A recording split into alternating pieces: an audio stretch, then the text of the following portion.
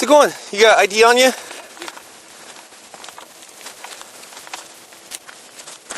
Is there any reason that a school counselor is meeting with a 15-year-old girl outside of school up in the middle of the woods?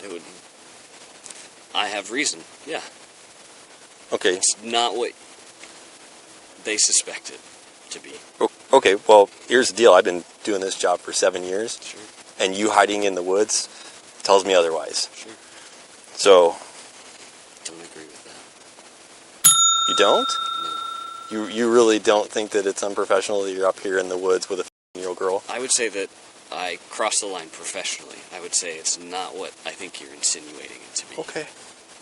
Hey, Jeff, it's Cozad. So this 15-year-old girl was up here in booty shorts, and parents came up, found a street bike near where her location was showing. She came out of the woods, and some male had ran off and hid in the woods. It was initially called in as a welfare, that they were worried about the daughter, that she was going to herself. Well, the reason was they came up here and found a bike, and then a male had ran into the woods.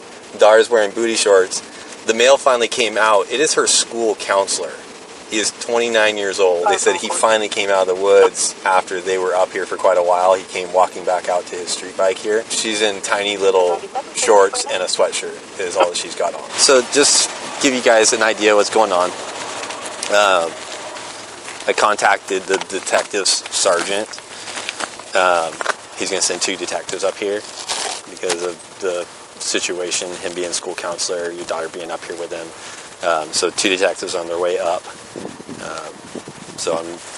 Your daughter's just hanging out in the back of the car. Yeah, I'm going to kind of go keep an eye on her. I don't believe there's anything she has that she can herself with, but she's said it multiple times. Okay. That if we didn't leave her alone, that she will kill herself. Okay. Over the situation, because she didn't want us to find out who she was in the woods with. And we said, hey, if he's an 18-year-old boy, no problem. We'll be gladly give him his keys to his car back and we'll leave. When you got here, where did they go?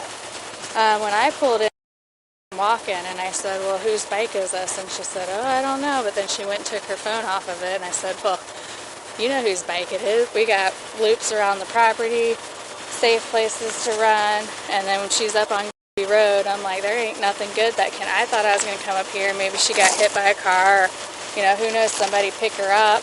I'm freaking out, she's not picking up, her phone's not even moving.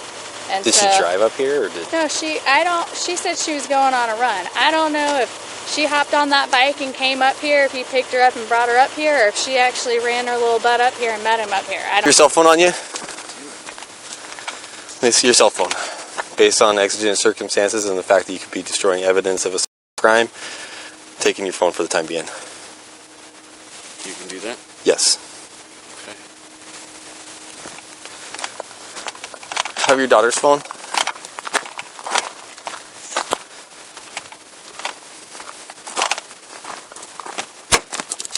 Hand your phone over.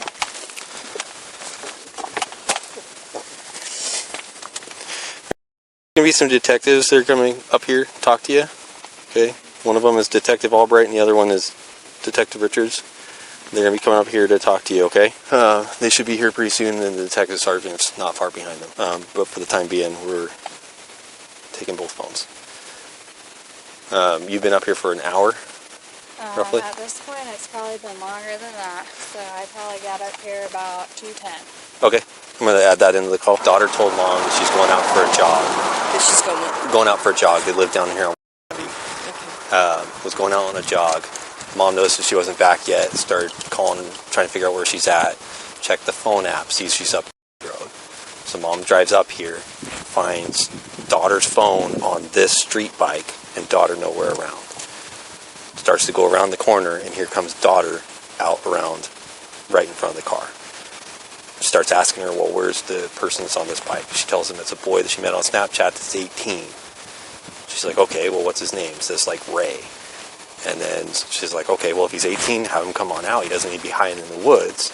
And they were here for over an hour. And it wasn't until she started calling 911 that he came out of the woods from right here hiding in the brush. And is her high school counselor.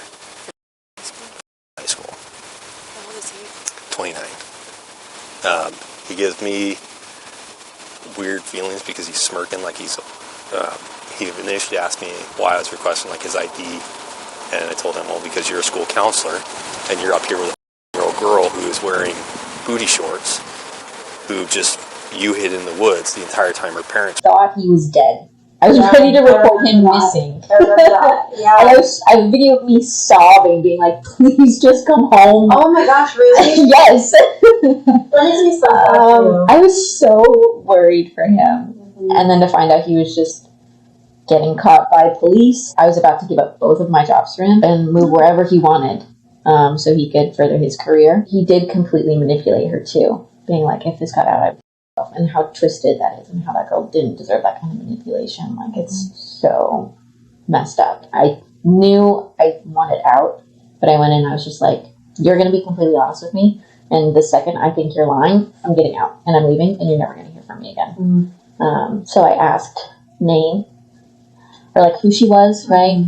How long it had been going on, and that's when it was like the whole time.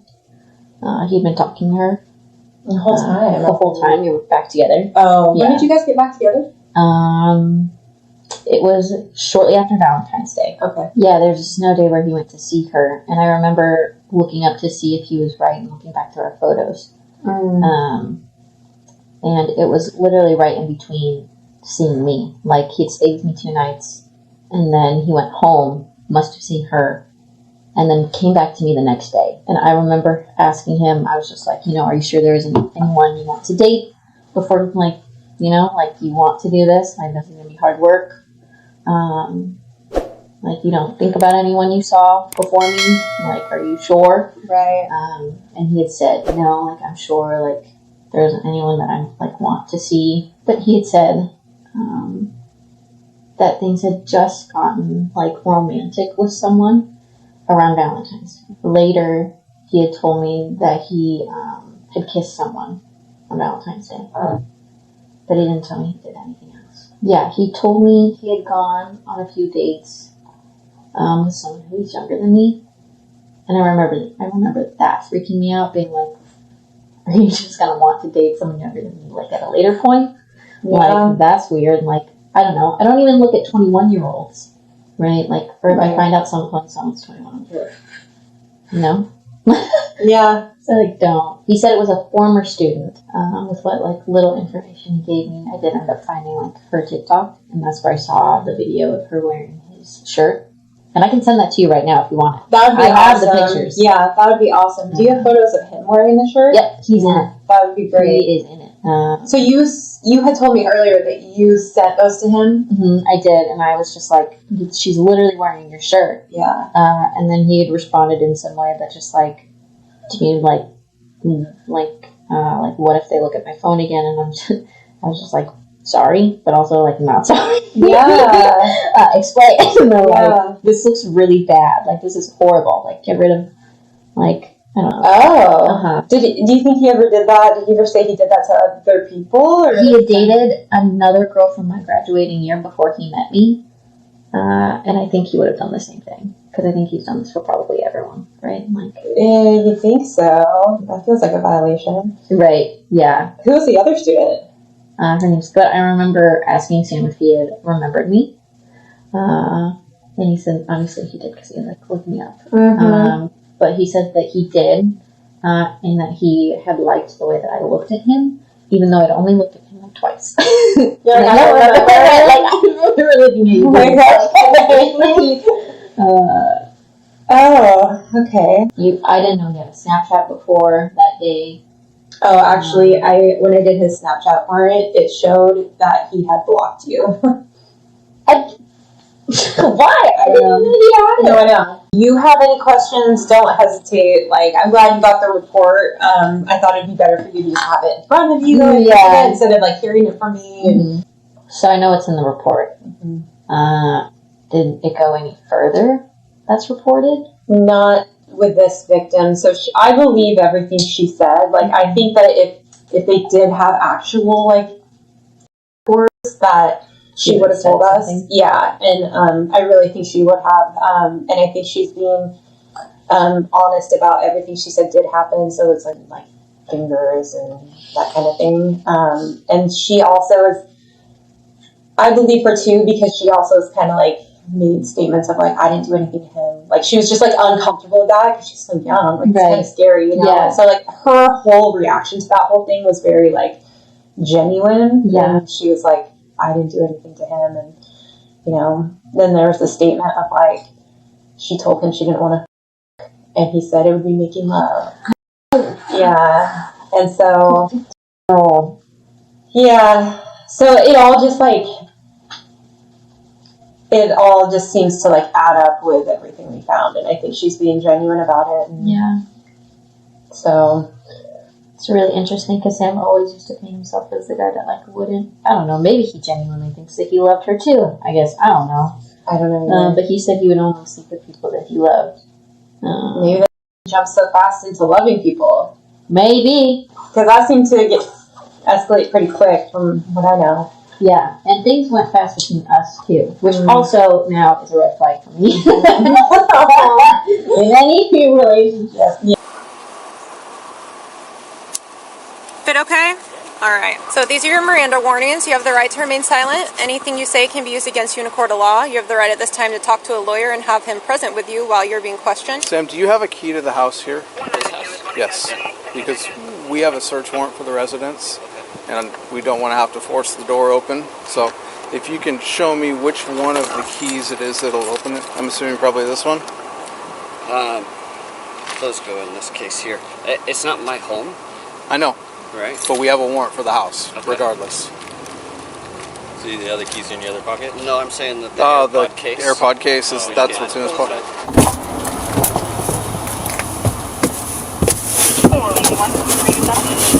All right. Go ahead and turn your head that direction. Sure.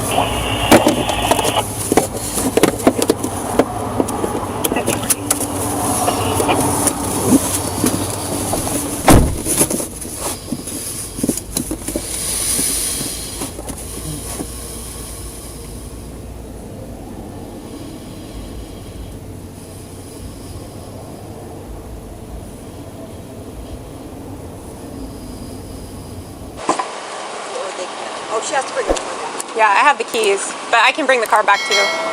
I just need a ride back. Yeah. Hey, Sam, so I'm not going to ask you any questions, okay? I just wanted to say something real quick, if that's okay with you. So listen, I know people make mistakes, right? Okay, this is not equaling a conviction right now, it's just probable cause, okay? I know people make mistakes. That being said, it's not the end of life, right?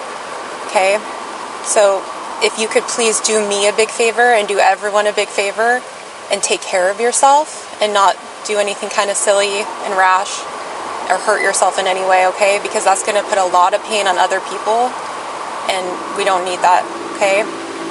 This is something that is not the end of life, right? Okay? I just want to make that really clear and nobody wants that. Thank you. Okay? All right. Thank you.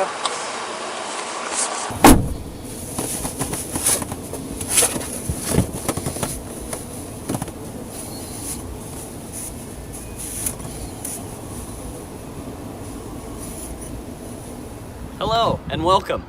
I'm Sam, Freshman Academy Counselor. I'm all things freshman. As you've seen, Ed and I are a partnership. We're here to support you, and ultimately our goal this year is to help you feel like you belong.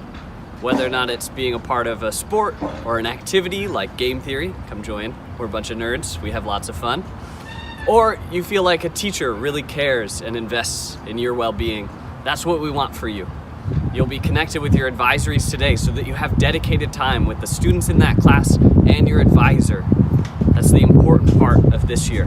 I'm here to help. Mr. Stewart on the side, while I am the personal side. So we are here to support you in every way that we can. Again, welcome to High, Sam, Freshman Academy Counselor. On a late afternoon in the woods near a quiet neighborhood, a police officer approaches a scene that has already raised several concerns. The time is roughly 4:30 p.m., and a 15-year-old girl has been reported as being found in the woods with a 29-year-old man. The man's identity is revealed as Sam, a school counselor. The parents of the girl had arrived at the location after discovering her phone was left on a street bike near the area. The girl, wearing booty shorts and a sweatshirt, had been hiding in the woods. Her parents, deeply concerned, had already called 911 when they saw the male run into the woods. The officer, already briefed on the situation, approaches the scene, speaking with the parents and assessing the situation.